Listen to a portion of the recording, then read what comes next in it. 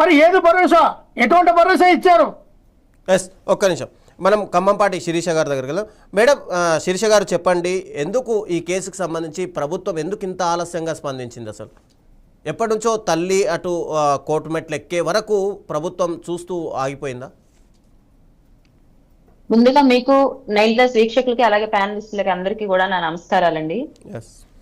ఎక్కడ కూడా గవర్నమెంట్ వచ్చేసి ఉపేక్షించడం, లేదంటే ఎవరినైనా వెనకేసుకొని రావడం లేదు, ఎవరో పెద్ద హస్తాలు ఉన్నాయి వాళ్ళ కోసం ఏదేదో చేయాలన్న ఉద్దేశం ఎవరికి లేదు. ఇక్కడ జరిగినది పూర్తిగా ట్రాన్స్పరెంట్ గానే జరుగుతుంది. కాకపోతే దర్యాప్తు జరుగుతున్న సమయంలో, అంటే విచారణ జరుగుతున్న సమయంలో ప్రతి విషయాన్ని తీసుకొచ్చి మీడియా ముందు పెట్టడం అనేది, ఇంతకుముందు చాలా కేసులు చూస్తున్నామండి. కానీ ముందుకు ముందే ఏపీ జరగకుండా నిరాధారమైనటువంటి మాటలు కానివ్వండి, నిరాధారమైన ఆరోపణలు కానివ్వండి, ప్రూఫ్స్ లేకుండా మాట్లాడడం అనేది కరెక్ట్ కాదనేది నా ఒపీనియన్. అయితే ఇక్కడ మనము పరిగణలోకి తీసుకోవాల్సింది, నేనైతే ఆ తల్లి యొక్క ఆవేదన, ఆ తల్లి బిడ్డ కోసం పడుతున్నటువంటి రోదన చూసి నిజంగా ఒక తల్లిగా, ఒక మహిళగా చెల్లించిపోవాల్సినటువంటి సిచ్యువేషన్. కాబట్టి ఆ అబ్బాయికి, ఆ తల్లి యొక్క బాధకి కూడా ఎక్కడ కూడా కులాలు కానీ, మతాలు కానీ, పార్టీలు కానీ, రాజకీయాలు కానీ అంటించడం అనేది సమంజసం కాదు. అక్కడ జరిగింది, అది ఎలా జరిగింది, ఎందుకు జరిగింది, ఎవరు చేశారు, ఎంతటి వాళ్ళు ఉన్నా సరే ఖచ్చితంగా శిక్షార్హం, అందులో ఎటువంటి అనుమానం లేదు. దానిలో భాగంగానే సీఎం చంద్రబాబు నాయుడు గారు సింగపూర్ పర్యటన అత్యంత వేగంగా ఇక్కడకు వచ్చి, అలాగే పవన్ కళ్యాణ్ గారు వచ్చేసి వాళ్ళు మీటింగ్ పెట్టేసేసి ఇమ్మీడియట్ గా సిఐ నాగరాజ్ విఆర్ నుండి సస్పెండ్ చేయడం జరిగింది. ఇకపోతే అది అతని తప్పు ఎంతో కొంత ఉందన్న విషయంలోనే కదా. మిగతా ఒక్క నిమిషం మిగతా ఎంత తప్పు ఉంది అన్నది, అసలు అతను ఏం చేశాడన్నది నిదానంగా వస్తాయి విషయాలేవి మేము దాచిపెట్టాం. ఖచ్చితంగా తప్పు చేసిన వాడు ఎంతటి పెద్దవాడైనా సరే శిక్షించటం అనేది కంపల్సరీ జరుగుతుంది. చంద్రబాబు నాయుడు గారు క్లియర్ కట్ గా చెప్పారు, ఎవరిని ఉపేక్షించమని. ఈ విషయంలో ప్రభుత్వం చాలా సీరియస్ గా ఉంది. ఇక్కడ ఒక తల్లి ఆవేదన మాత్రమే కాదు, కోర్టు చూసుకోవాల్సినటువంటివి పోలీసులు ఉన్నారు. కస్టోడియల్ టార్చర్ అనేది కరెక్ట్ కాదు, కాబట్టి శిక్షార్హం. ఎట్టి పరిస్థితుల్లోనూ పోలీసులు అనే వాళ్ళు రక్షక భటులుగా మాత్రమే ఉండాలి. కానీ ఈ విషయంలో ఏం జరిగిందనేది విషయాలన్నీ వెలికి వస్తాయి. అలాగే కేసు కోర్టు పరిధిలో ఉంది. ఇక్కడ విచారణ జరగడం ఒక ఐఓని నియమించడం కూడా జరిగింది. ఇకపోతే మనము నెక్స్ట్, ఇంతాక ఒక వైసీపీ అధికార ప్రతినిధి గారు అన్నారు, ఆ తల్లికి ఏ విధమైన భరోసా ఇచ్చారు, భుజం మీద చేయి తట్టి వదిలేస్తే సరిపోతుందా అని. ఆ తల్లి నోటి మాటలే, ఆ తల్లి యొక్క బాధే, ఆ తల్లి యొక్క ఆవేదనే ఈ రోజు ఒక ముఖ్యమంత్రిగా ఉన్న వ్యక్తి స్పందించింది. ఆ విషయం ఏదైనా సరే ఆ విచారణలో ఉన్న సమయంలో ఆ కుటుంబాన్ని పిలిపించుకొని వాళ్ళ దగ్గర కనీసం గంట సేపు ఆ తల్లితో ముచ్చటి మాట్లాడి ఆమె బాధ సాధలు తెలుసుకొని అసలు ఏం జరిగిందనేది తెలుసుకొని ఆయన ఇచ్చిన భరోసా ఏంటనేది ఆ తల్లికి, ఆ కుటుంబానికి మాత్రమే తెలుసు. కానీ నిన్నటి వరకు ఆవిడ బాధను చూసి కళ్ళు చెమర్చినటువంటి మీడియా ముందున్న మాకు కూడా ఈ రోజు ఆవిడ వచ్చి మాట్లాడినటువంటి మాటలు నిజంగా ఒక ఓదార్పుగానే అనిపించింది. ఎందుకంటే ఆవిడ అన్నారు, మాకు ఇంతకు మించి వేరే ఏమీ అవసరం లేదు, సీఎం గారు చాలా మంచిగా స్పందించారు, ఖచ్చితంగా మా పిల్లాడికి అన్యాయం చేసిన, మా పిల్లాడి విషయంలో తప్పు చేసిన ఎవరిని కూడా వదిలించము, ఖచ్చితంగా శిక్షిస్తామని చెప్పి చంద్రబాబు నాయుడు గారు మాట ఇవ్వడం జరిగింది. ఇలాంటివి రిపీట్ అవ్వకుండా చూడాలని చెప్పి మేము అడగడం జరిగింది. ఏ తల్లికి ఇలాంటి సిచ్యువేషన్ రాకూడదని చెప్పి మేము అడగడం జరిగిందని చెప్పి వాళ్ళ మేనమామ గారు కూడా మాట్లాడారు క్లియర్ కట్ గా. అంతకు మించి ఇంకా నేనేమి మాట్లాడలేనని కూడా ఆవిడ చెప్పారు. వాళ్ళ మేనమామ గారు అయితే ఇంకా చాలా, అంటే ఒక ఓదార్పు అనేది వాళ్ళ కళ్ళల్లో కనిపించింది, వాళ్ళ మాటల్లో కూడా వినిపించింది. ఇది నేను ఏదో టీడీపీ అధికార ప్రతినిధిగా చెప్పడం లేదు. ఇకపోతే సార్, ఇక్కడ ఒక్క విషయాన్ని మనం గమనించుకోవాలి. ఎక్కడ జగన్మోహన్ రెడ్డి గారు వచ్చిన వెంటనే స్పందన వచ్చింది అని చెప్పటం పూర్తిగా అవాస్తవం. ఇక్కడ రాజకీయాలు కాదు కావాల్సింది, జగన్మోహన్, నేను అనగలను. ఇప్పుడు ఆ తల్లి బాధను చూసి నేను ఏది కూడా మాట్లాడలా, నేను అనగలను. ఆయన వెళ్ళి కూర్చొని మాట్లాడగానే సమస్యలు పరిష్కారం అవుతాయా? అవవు కదా.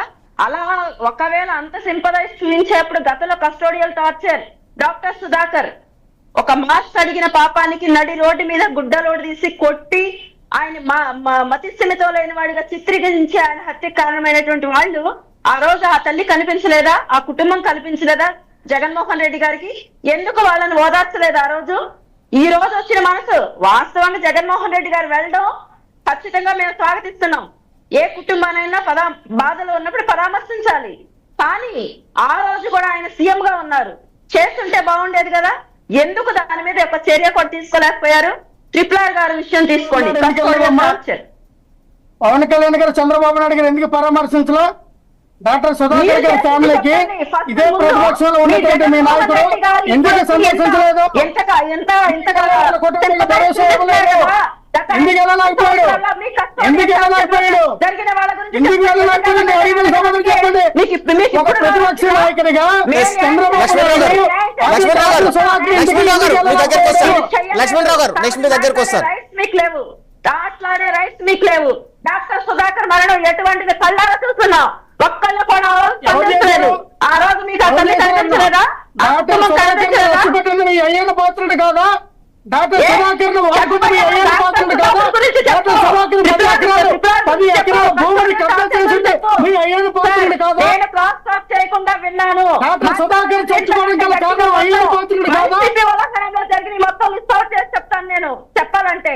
ఇప్పుడు కావాల్సింది డాక్టర్ సుధాకర్ చనిపోవడం గల కారణం అయ్యన్న లక్ష్మణరావు గారు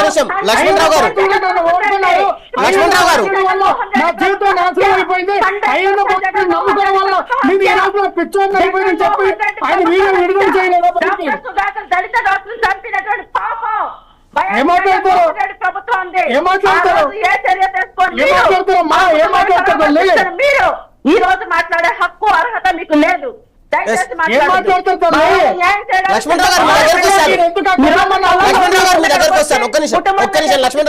ఓదార్చి బుధం చేస్తే సరిపోయిందని మీ జగన్మోహన్ రెడ్డి వచ్చి కూర్చొని మాట్లాడితే సరిపోయిందా?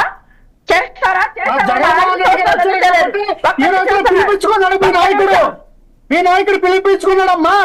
మీ నాయకుడు చలనం వచ్చింది, కథలకు వచ్చింది. ఇది ఎక్కడిగా వెళ్ళిపోతుంది భయపడ్డాడు మీ నాయకుడు. ఈ విషయం ఎక్కడిగా వెళ్తుందని భయపడ్డాడు మీ నాయకుడు. అందుకే పిలిపించాడు. కనీసం ఆ ఇంటికల్లా ఆయన దగ్గర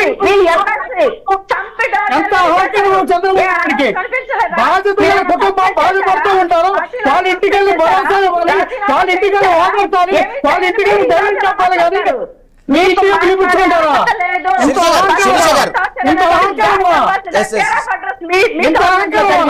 లక్ష్మణరావు గారు ఒక్కొక్కరు మాట్లాడితే ఈజీగా అర్థమవుతుంది. ఒక్కొక్కరు శిరీష గారు మీరు కంప్లీట్ చేయండి. సార్, ఇక్కడ నేను కొన్ని విషయాలు ప్రస్తావించాల్సింది. ఎందుకంటే నేను రాజకీయం చేయదలుచుకోలేదు కాబట్టి నేను ఆ తల్లి ఆవేదనని, ఆ బిడ్డని చూసే ఆ బాధ మాత్రమే నేను చెప్తూ ఉంటే, ఆయన కావాలని చెప్పి వాళ్ళ గవర్నమెంట్ లో వాళ్ళ డ్రైవర్స్, వాళ్ళ ఎమ్మెల్సీస్ వాళ్ళు చేసినవి కూడా తీసుకొచ్చి మాకు అంటిస్తూ ఉంటే నేను చూస్తూ ఊరుకోను. ఇకపోతే ఇప్పుడు చెప్తాను. అనంతబాబు ఎమ్మెల్సీ డ్రైవర్ ని హత్య చేసి డోర్ డెలివరీ చేశారు. అతని విషయంలో ఏమైనా సస్పెండ్ చేశారా? అతని పార్టీ నుండి సస్పెండ్ చేశారా? అతని ఎమ్మెల్సీ పదవికి రాజీనామా చేయించారా? సస్పెండ్ చేయాలయా?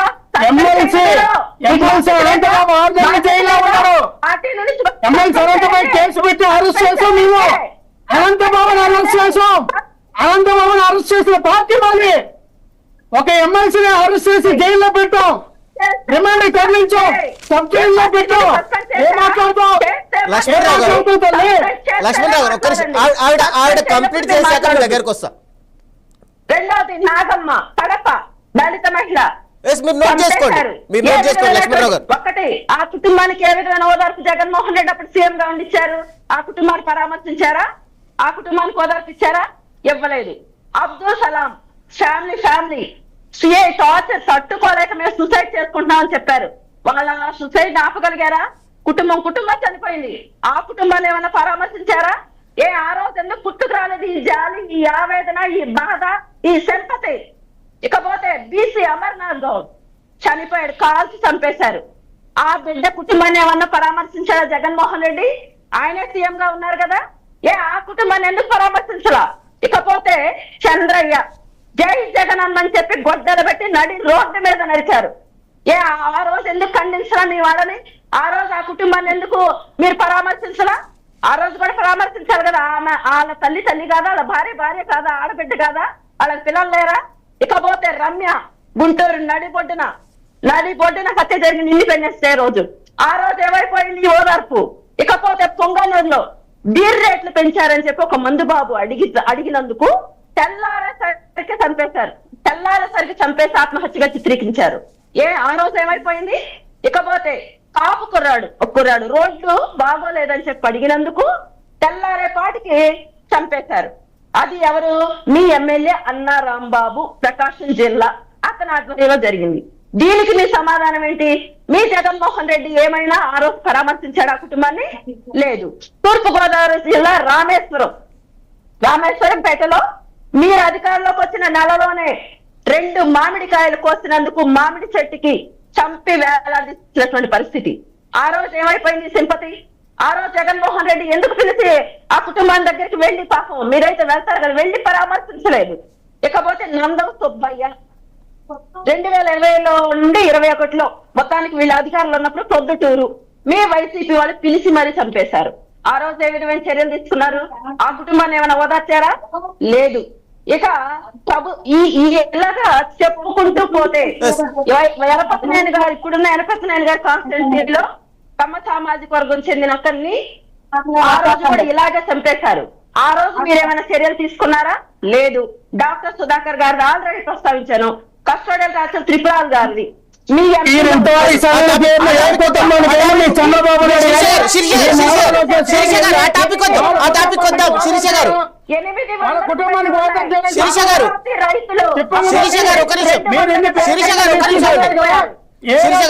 చంద్రబాబు నాయుడు, మీ నారా లోకేష్ వాళ్ళ కుటుంబానికి భరోసా ఇచ్చారా?